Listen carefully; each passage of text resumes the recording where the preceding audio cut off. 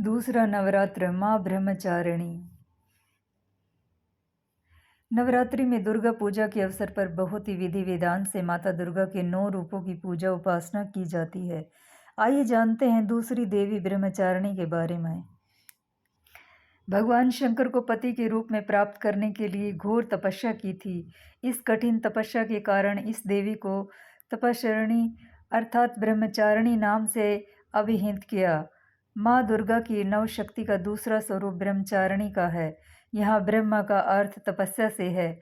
माँ दुर्गा का यह स्वरूप भक्तों और सिद्धों को अंत फल देने वाला है। इसकी उपासना से तप, त्याग, वैराग्य, सदाचार और संयम की वृद्धि होती है। ब्रह्मचारिणी का अर्थ तप की चारिणी यानी तप का आचरण करने वाली।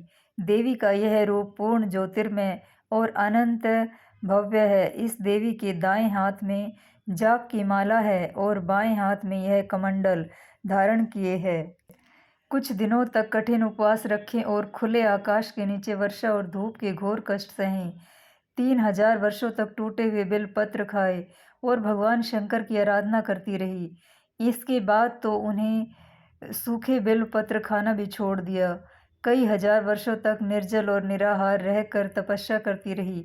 पत्तों को खाना छोड़ देने के कारण ही इनका नाम अर्पणा नाम पड़ गया। पुनर्जन्म में इस देवी ने हिमालय के घर पुत्री रूप में जन्म लिया था और नारद जी के उपदेश से भगवान शंकर को पति रूप में प्राप्त करने के लिए घोर तपस्या की थी।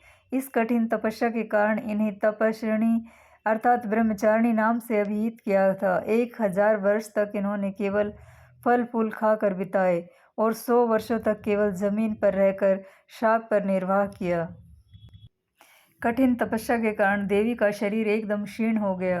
देवता, ऋषि, सिद्धगण, मुनि सभी ने ब्रह्मचारिणी की तपस्या को अभूतपूर्व पुण्य कृत्य बताया, सराहना की और कहा, हे देवी, आज तक किसी ने इस तरह की कठोर तपस्या नहीं की।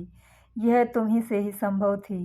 तुम्हारी मनोकामना परिपूर्ण होगी और भगवान चंद्रमौली शिव जी तुम्हें पति रूप में प्राप्त होंगे।